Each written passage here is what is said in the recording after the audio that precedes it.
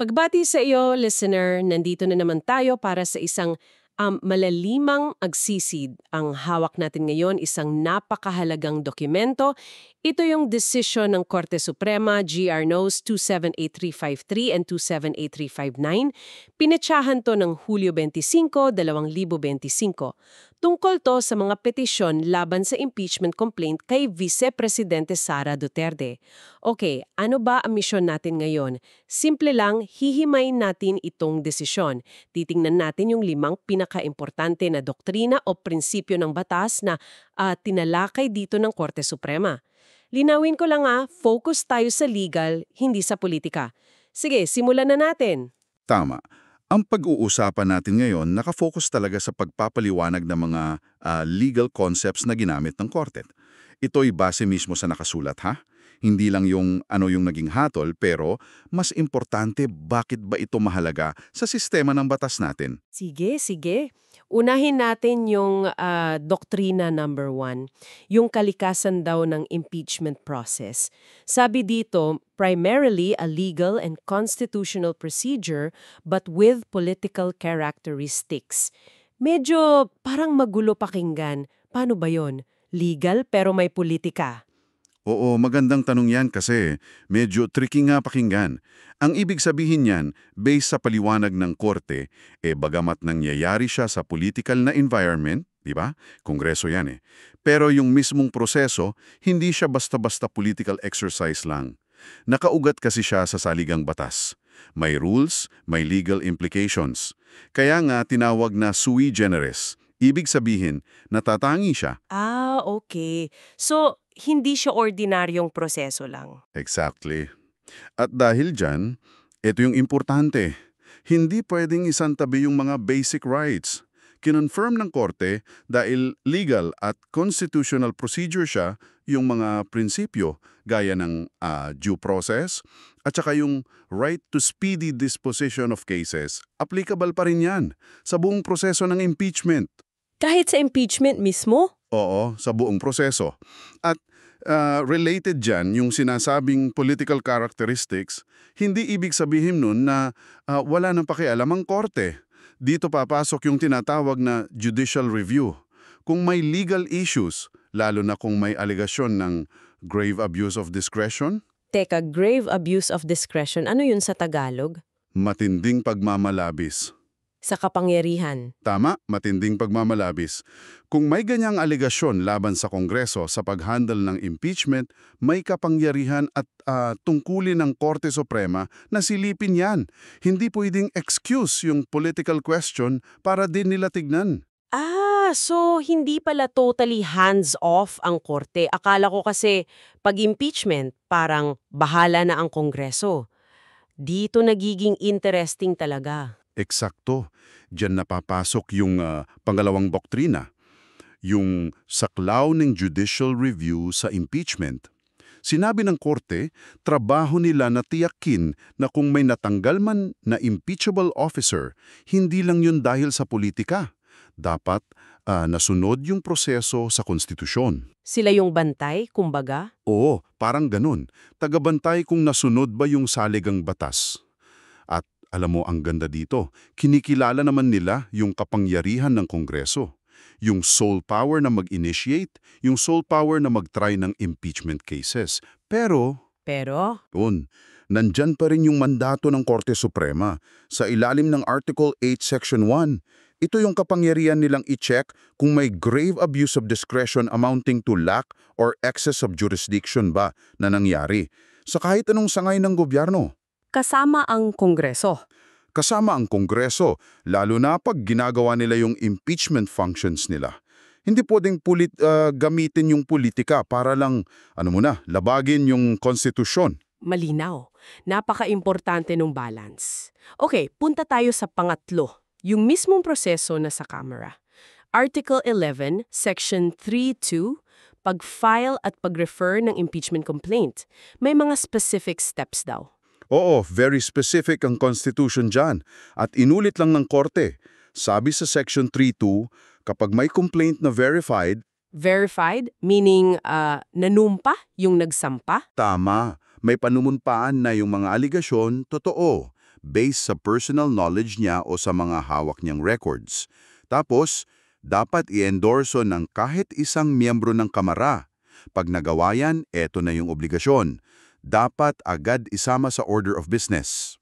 Gaano kabilis yung agad? Nilinaw yan within 10 session days. Hindi ordinaryong araw ha, session days. Mga araw lang na may session ng kamara.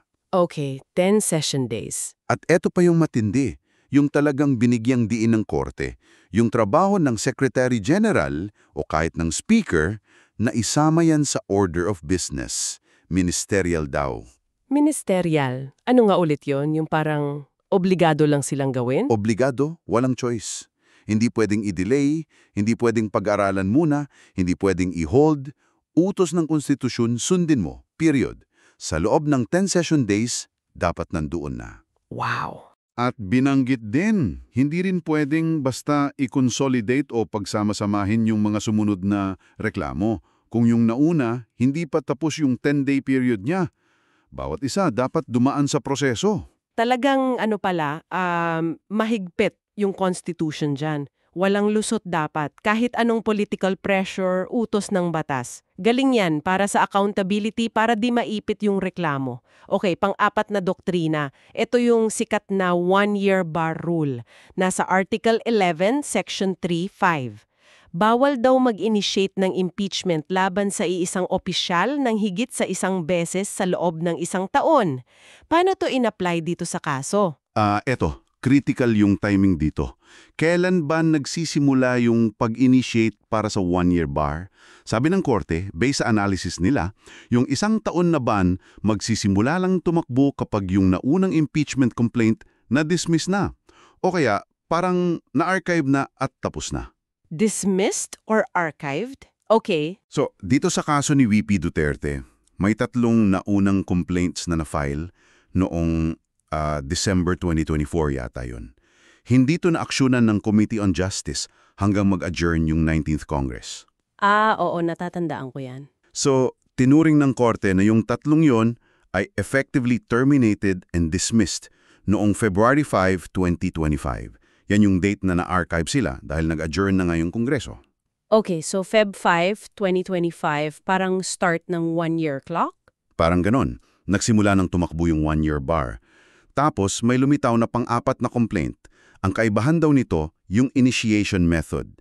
Hindi na dumaan sa committee referral under Sec 3.2, kundi diretso via 1/3, 1/3 vote ng Kamara under Sec 3.4.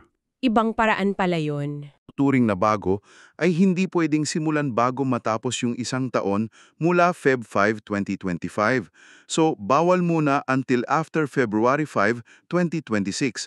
Mga February 6, 2026 pa pwede ulit mag-initiate. Gets ko na. May pagkakaiba pala sa initiation at yung dismissal ang trigger. Okay, malinaw. Now, panghuli, pero super importante. Due process. Kahit ba impeachment to, kailangan pa rin ng tamang proseso. Anong sabi ng korte dyan, lalo na sa 13 vote na yan? Article 11, Section 3.4. Oo naman, very important to. Ito yung ikalimang doktrina.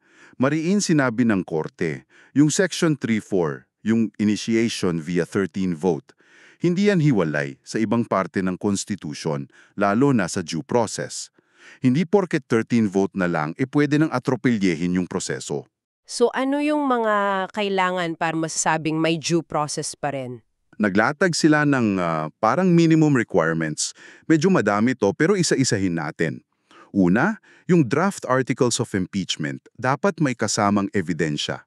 Dapat nakikita to ng mga mag-e-endorso. Hindi pwedeng basta pirma lang. Okay, dapat may basis. Pangalawa, yung ebidensya dapat sapat, sufficient para suportahan yung mga paratang. Pangatlo at importante to, yung draft articles at ebidensya dapat available sa lahat ng miyembro ng Kamara, hindi lang sa 13 na pipirma. Bakit? Kasi ang Kamara daw ay isang deliberative assembly. Dapat lahat may chance mag-deliberate. Hindi lang basta rubber stamp yung iba? Hindi dapat. Pang-apat, yung respondent, yung ini-impeach, dapat may opportunity to be heard. Dapat malaman niya yung mga paratang at ebidensya bago pa ipadala sa Senado. Opportunity to be heard bago pa umabot sa Senado. Bago pa i-transmit. Panlima, dapat may sapat na panahon yung mga miyembro para pag-aralan yung kaso. Hindi pwedeng minadali. Pang-anim, yung mga grounds, dapat mga impeachable acts talaga na nagawa sa current term ng opisyal at pasok sa listahan sa Section 2, culpable violation of the Constitution, treason, bribery, etc. Current term lang dapat. Oo, hindi pwedeng lumang issue. At pang-pito, inulit lang nila, kailangan talaga yung opportunity to be heard para sa respondent bago pa man makarating sa Senado. Grabe, ang dami palang checklist. Akala ko talaga basta may 13, okay na. Yun pala ang daming safeguards. Malinaw nga na hindi ito pwedeng shortcut lang. Kailangan pa ring igalang yung karapatan at proseso. So ayan na, 5 pangunahing doktrina mula sa desisyon ng Korte Suprema. Nakita natin yung pagbalanse ng Korte sa kapangyarihan ng Kongreso, sa karapatan ng akusado at syempre sa utos ng saligang batas. Tama. At kung may isang takeaway talaga dito, yon na yung paggigiit sa rule of law. Na kahit sa prosesong alam nating may political na kulay tulad ng impeachment, ay yung Constitution pa rin at yung mga karapatan tulad ng due process dapat manaig. Hindi siya basta political exercise lang kung saan the end justifies the means. Gaya nga ng sabi sa dulo ng desisyon, our fundamental law is clear. The end does not justify the means. Hindi pwedeng balukutin ang proseso para lang sa gusto mong resulta. Napakahalagang paalala niyan. At para sa iyo, listener, iiwan namin sa iyo itong isang tanong na pag-isipan. Itong mga prinsipyong to, lalo na yung due process sa impeachment at yung judicial review, sa tingin mo, paano nito naaapektuhan yung tiwala ng publiko? Tiwala sa ating mga institusyon, sa sistema ng pananagutan. Nakakatulong ba to o nagpapakomplikado lang? Kung nagustuhan mo itong ating malalimang pagsisid at paghimay, huwag kalimutang mag-subscribe sa The Deep Dive para lagi kang updated sa mga susunod pa nating usapan. Hanggang sa muli.